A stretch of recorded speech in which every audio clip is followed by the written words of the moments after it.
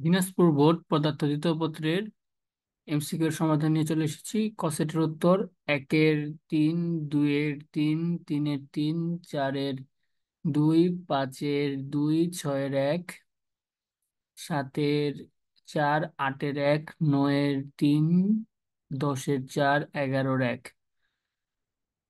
বারো এক, তেরো এক, চোদ্দ দুই, পনেরো চার, ষোলো এক, সতেরো দুই, আঠেরো, এটা উত্তর আসলে নেই, বোনাস 18, তারপরে 19-এর 3,